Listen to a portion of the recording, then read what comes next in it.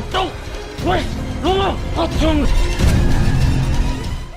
तो मूवी की शुरुआत होती है 3 बच्चों को दिखाते हुए जिनके नाम होते हैं वाती, रजत और कार्ता, जो कि फील्ड्स में खेल रहे थे और शाम हो गई थी। अब तभी वाती उन सभी से घर चलने का बोलती है क्योंकि इस शाम के वक्त घर से बाहर निकलने के लिए गांव वालों ने मना किया था क्योंकि उस वक्त ईविल सब जगह पर घूमता है। लेकिन वो दोनों वाती की बात नहीं सुनते और वहीं खेलते रहते हैं। अब खेलते खेलते कार्ता की स्टिक वुड्स के अंदर एक गड्ढे के अंदर चली जाती है जिसको हम लेयर भी कहते हैं, और वो स्टिक को उठाने जाता है तो गड्ढे के अंदर से कोई हाथ उसको पकड़ लेता है जिससे वो बहुत डर जाता है और अपना हाथ बाहर निकालने की कोशिश करने लगता है। वहीं पर कोई ईविल वॉइस वाती को अपने पास बुलाने लगती है और वो वुड्स तक जाती है जहाँ पर कोई चीज उसे अपने साथ खींचकर कहीं पर ले जाने लगती है और वो हेल्प के लिए चिल्लाती है तो रजत भी उसको बचाने उसको ढूंढने लगता है। अब कार्ता अपना हाथ खींचकर बाहर निकाल लेता है और उसके हाथ की एक फिंगर कट गई थी जिससे वो बहुत ज्यादा डर जाता है और पेन से रोने लगता है, जिसके साथ ही ये सीन यहीं पर शिफ्ट हो जाता है। अब कहानी जाती है 30 साल आगे और हम 2 बच्चों को जिनका नाम समन और आदि होता है वो स्कूल के लिए लेट हो चुके थे और वो भागकर स्कूल की तरफ जा रहे होते हैं जिनको रास्ते में कार्ता भी मिलता है जो कि अब पागल सा हो चुका है और जंगल में अकेला रहता है, भटकता रहता है। अब वो दोनों स्कूल पहुंचते हैं जहाँ पर उनकी टीचर मिस वॉरो उन पर काफी गुस्सा करती है कि वो लोग रोज की तरह लेट आते हैं और अब क्लास के बाद उनको पनिशमेंट भी मिलेगी।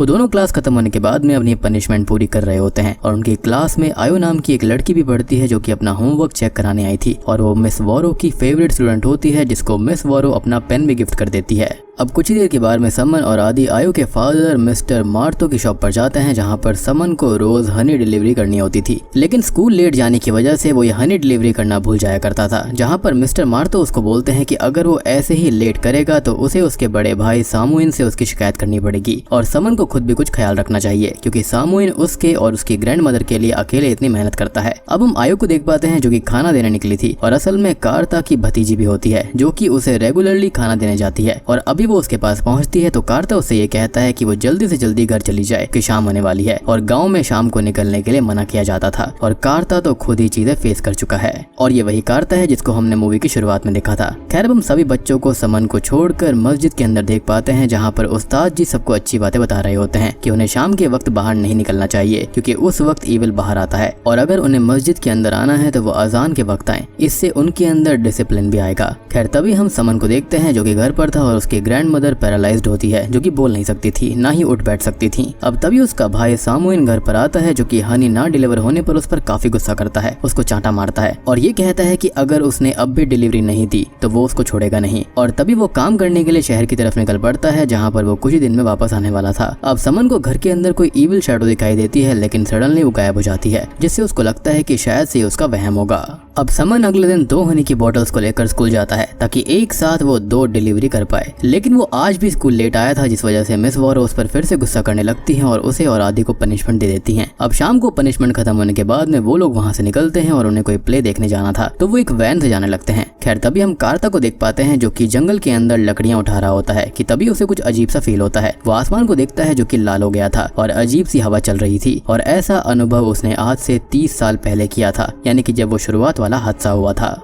समन और आदि यहाँ पर अब प्ले देखने जा रहे होते हैं और मिस वॉरो के बारे में वो बात करने लगते हैं कि वो कितनी बुरी हैं, गुस्सा करती हैं और ये बुराई करते हुए समन ये बोल देता है कि अच्छा हो जाए कि वो मर जाएं और वैन ड्राइवर तभी उस पर गुस्सा करता है कि उसे ऐसी बातें नहीं बोलनी चाहिए। खैर तभी हम मिस वॉरो को देख पाते हैं जो कि अपने घर पर आती हैं और उसके घर पर उसे कुछ अजीब सा फील होता है जिसके साथ ही एक ओल्ड लेडी जैसा मॉन्स्टर उसको हॉन्ट करता है और उसको पदस करके खत्म कर देता है, यानी कि समन की इच्छा यहाँ पर पूरी हो गई थी। अब गाँव में सबको ये पता चलता है कि मिस वॉरो नहीं रही, हालांकि सबको सच नहीं पता था और उनको लगता है कि ये कोई हादसा था। खैर अब जब उस वैन ड्राइवर को ये बात पता चलती है तो वो गांव वापस आता है। समन यहाँ पर थोड़ा सा परेशान था एज उसने उनके ही सामने मरने की बात कह दी थी। इनफैक्ट आदि यहाँ पर ये बात भी बोलता है कि कहीं उसके कहने से तो ये सब नहीं हो गया, जिस पर समन कहता है कि ऐसा कुछ नहीं हो सकता, बोलने से बातें सच नहीं होती हैं। अब अगले दिन में मिस वॉरो का फ्यूनरल किया जाता है और तभी हम देख पाते हैं कि समन को मिस वॉरो का गोस्ट हॉन्ट करता है जिससे डर कर वो घर आ जाता है। अब घर पर उसे वही ओल्ड लेडी मॉन्स्टर दिखाई देती है जो कि उसे हॉन्ट करती है और फाइनली उसको पजेस कर लेती है। अब तभी हम गांव के चीफ दल रहीम, मार्तो, सिक्योरिटी अमीन और आयु को देख पाते हैं जो कि नए टीचर निंगशे को पिकअप करने आए थे। दल रहीम पूछता है कि उन्हें दिन में आना था, आते आते इतनी लेट कैसे हो गया, जिस पर वो बताती है कि वो गलती से रास्ता भटक कर दूसरे गांव में पहुंच गई थी और अब जाकर यहाँ पर पहुंची हैं। दल रहीम उन्हें सबसे इंट्रोड्यूस कराता है और हम कार्ता को देखते हैं जो कि छुपकर उन सभी को देख रहा होता है और वो थोड़ा परेशान भी था। जिसके बाद समन स्कूल नहीं जाता, अकेला आदि ही स्कूल आता है जो कि लेट भी हो गया था, लेकिन मिस निंगशे बहुत ही अच्छी होती है जो कि उस पर जरा भी गुस्सा नहीं करती।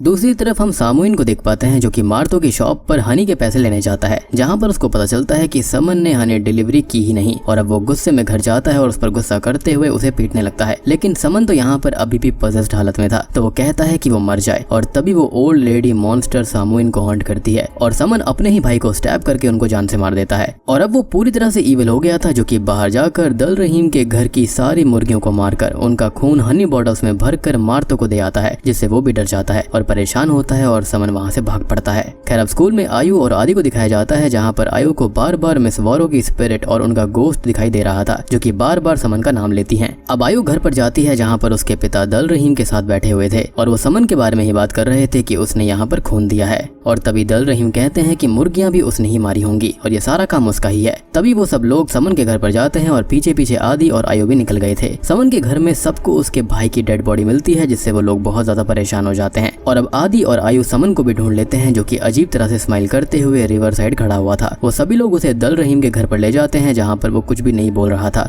वो यहाँ पर एक अजीब तरह से हमिंग साउंड किए जा रहा था। तभी वहाँ पर मिस निंगशे आती हैं, जो कि कहती है कि वो उससे बात करने की कोशिश करेंगी, शायद वो कुछ बोल दे। लेकिन वो अंदर जाती है और थोड़ी ही देर में बाहर आ जाती है और कहती है कि उसने कुछ भी नहीं कहा, सिर्फ हमिंग साउंड किए जा रहा है। अब दूर से कार्ता भी छुपकर ये सब देख रहा था और वो काफी ज्यादा परेशान था। अगले सीन में समन को सामुइन और मिस वॉरो के गोस्ट दिखाई देते हैं, जो कि उससे कहते हैं कि चले जाओ, और अब वो खुद को हैंग करके खत्म कर लेता है। अब समन के मरने से आदि और आयु बहुत ही ज्यादा दुखी थे और मिस निंगशे उन दोनों को संभालती है और समझाती है। खैर अब वो क्लास के अंदर आदि को समझाती है कि उसे मूव ऑन करना चाहिए और अपनी पढ़ाई पर ध्यान देना चाहिए और वो यहाँ पर अपना होमवर्क कंप्लीट कर ले, जिस पर वो एग्री करता है। अब शाम होने पर स्कूल पियोन मिस निंगशे से स्कूल बंद करने का कहता है और आदि के बारे में ये भी कहता है कि शाम हो रही है और उसे घर भेज दिया जाए, जिस पर वो कहती है कि वो खुद उसे घर तक छोड़ कर आएगी। अब वो आदि से कहती है कि वो जाने से पहले प्रेयर्स करके जाए और अब आदि प्रेयर्स करके बाहर आता है तो उसे समन का भूत दिखाई देता है, जो कि उसे हॉन्ट करता है और अब वो भी पजेस्ड हो जाता है। घर पर वो पोजेशन की हालत में ही रहता है और अब कार्ता उसके घर पर एक एम्यूलेट लगाता है, जिसे उसका फादर देख लेता है और उसको भगा देता है। और ऐसा एम्यूलेट कार्ता ने समन के घर पर भी लगाया था, लेकिन क्यों ये हमको आगे पता चलेगा। अब स्कूल के अंदर आदि गुमसुम सा बैठा हुआ था और छुट्टी के बाद सभी बच्चे घर चले जाते हैं, लेकिन वो वहीं पर बैठा रहता है और आयु भी उसके लिए काफी परेशान थी और वो घर जाने लगती है, जिसे फिर से मिस वॉरो का भूत दिखाई देता है, जो कि अब आदि का नाम लेती है। और तभी आयु आदि को देखने जाती है तो वो क्लास में नहीं था और अब वो उसको ढूंढने निकल जाती है, लेकिन वो कहीं पर भी नहीं मिलता।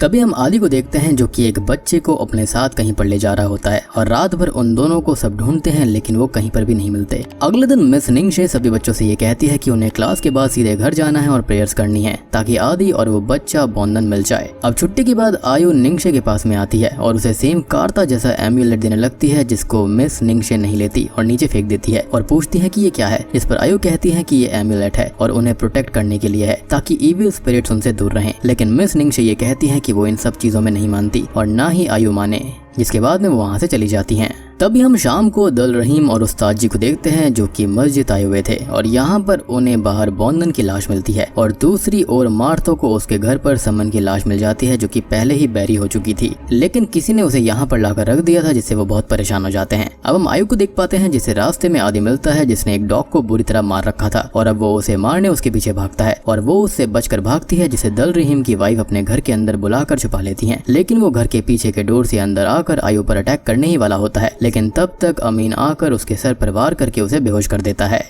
कुछ देर में वहाँ पर उस्ताद जी और बाकी लोग आ जाते हैं और अब उस्ताद जी दुआएं करके उसको ठीक करने की कोशिश करते हैं और वो वॉमिट करके ठीक भी हो जाता है, जो कि बहुत ज्यादा डरा हुआ था। और हम कार्ता को देखते हैं, जो कि एम्यूलेट पे एम्यूलेट बनाया जा रहा था। अब सब लोग आदि के बारे में बात करने लगते हैं कि उसे हुआ क्या, और अमीन बताता है कि उसने बॉन्धन को देखा था, जिसने कहा था कि आदि उसे ग्रेवयार्ड ले गया था, जहाँ से उसने समन की बॉडी को निकाल कर उसे मार्थो के घर पर रखा और उस डॉग को भी मार दिया। अब आदि के फादर बताते हैं कि उसने कार्ता को एम्यूलेट लगाते हुए देखा था और उसने ही कुछ न कुछ किया होगा, और सभी बात करने लगते हैं कि उसने इविल चीजें करी हैं और वो उसके घर जाकर उसे बहुत मारते पीटते हैं। लेकिन दल रहीम उनको रोकता है और उसे उसके घर पर कैद करने का बोलता है, आगे वो और इन्वेस्टिगेशन करने वाले थे। वैसे भी यहाँ पर कार्ता के खिलाफ पुख्ते सबूत नहीं थे। अब हम आयु को देख पाते हैं, जो कि घर पर थी और ट्रॉमा से बीमार हो चुकी थी, जो कि मार्थो से कहती है कि अंकल कार्ता ने कुछ नहीं किया है, लेकिन मार्थो खुद अभी कुछ समझ नहीं पा रहा था। अब तभी आयु से मिलने मिस निंगशे आती हैं, जिन्हें देखकर वो बहुत ज्यादा डर जाती है और निंगशे बोलती है कि वो कार्ता के घर पर गई थी, जहाँ पर उसको पता चला कि आयु रेगुलरली वहाँ पर जाती है। और अब हम एक फ्लैशबैक देख पाते हैं। अब फ्लैशबैक के अंदर कार्ता आयु से बात करते हुए उसको बताता है कि उस दिन स्काई का लाल होना, हवाओं का अजीब तरह से चलना, ये सब उसने 30 साल पहले फील किया था। और असल में उसका अंदाजा है कि मिस निंगशे एक ईविल जिन है जिसे ब्लैक मदर भी कहते हैं, जो कि बच्चों पर फीड करती है। और कंफर्म करने के लिए उसे निंगशे को एम्यूलेट देना होगा, और अगर वो रिएक्ट करती है तो वो पक्का जिन ही है। और आयु ने उसे एम्यूलेट दिया भी था जिसे उसने फेंक दिया था, मीन्स वो जिन है। खैर निंगशे यहाँ पर खुद ही ये सब कबूल कर लेती है और उसको डराने लगती है और कहती है कि उसने कार्ता को हॉन्ट किया था, वो सब याद है और आयु इससे बाहर रहे, नहीं तो उसकी हालत समन और आदि की तरह ही हो जाएगी। और उसने ही उन दोनों को पजेस किया है और समन को उसने मारने के लिए बोला था। अब हम मिस वॉरो के गोस्ट को भी देख पाते हैं, तो यहाँ पर ये गोस्ट असल में अपने लव्ड वंस को बचाने की कोशिश करते हैं, लेकिन उस जिन के आगे वो कुछ नहीं कर पाते। इवन अभी भी मिस वॉरो आयु के पास ही थी, और वो भी इस आस में कि वो उसको प्रोटेक्ट कर पाएंगे। लेकिन यहाँ पर वो जिन इतनी पावरफुल होती है कि उस पर एम्यूलेट का भी कोई असर नहीं हो रहा था। अब आयु यहाँ पर समझ चुकी थी कि आदि की जान खतरे में है, और वो दल रहीम के घर से कार्ता को फ्री करने जाती है, जो कि बहुत ज्यादा डरा हुआ था। और तो अब उसे प्रेयर्स, अजान से भी डर लगने लगा था, लेकिन आयु उसे समझाती है कि उसे अल्लाह से नहीं डरना चाहिए, वो उनके साथ हैं, अजान से नहीं डरना है और वो उसकी हेल्प करेगी और उन्हें आदि को बचाना ही होगा। अब वो आयु को आदि को बचाने के लिए भेजता है और खुद निंगशे के घर पर जाता है। यहाँ पर निंगशे उसे अपने ट्रू फॉर्म में दिखाई देती है और वो उसको वाती का रूप लेकर हॉन्ट करती है, अपनी बातों से उसको डराने लगती है। यानी कि 30 साल पहले जो कुछ भी किया था इसी ईविल जिन ने किया था, और जिस ईविल की बात हुआ करती थी वो यही थी। और एक रीजन यहाँ पर और ये भी है कि निंगशे रात में ही क्यों आई थी, क्योंकि असल में वो जिन थी। खैर तभी हम कार्ता का आखिरी फ्लैशबैक देखते हैं, जहाँ पर वो उस दिन सबको मिल गया था। रजत को इस जिन ने मार डाला था और वाती को भी पदस करके उसकी बॉडी पर फीड किया, फिर उसको भी जान से मार दिया और उसने ये रूप वाती का ही लिया था। खैर अब कार्ता वहाँ से भागता है और उस जिन के लेयर को जलाने लगता है, यानी कि जहाँ पर वो रहा करती थी। और आयु आदि को ढूंढ लेती है जिसे जिन अपने साथ ले जाने वाली थी, लेकिन अब तक सुबह भी होने वाली होती है और कार्ता जो कि अब तक अजान से डरता था वो अजान करने लगता है और अब वो जिन कमजोर होकर वहाँ से चली जाती है और आदि बच जाता है। अब मूवी के एंडिंग सीन में हम एक दूसरे गाँव के दूसरे बच्चे को देख पाते हैं जिसे वो जिन अपने पास बुलाकर पदस करने लगती है, यानी कि वो मारी नहीं गई थी, खाली दूर चली गई थी। इसी के साथ में वक्त मगरी मूवी यहीं पर खत्म हो जाती है।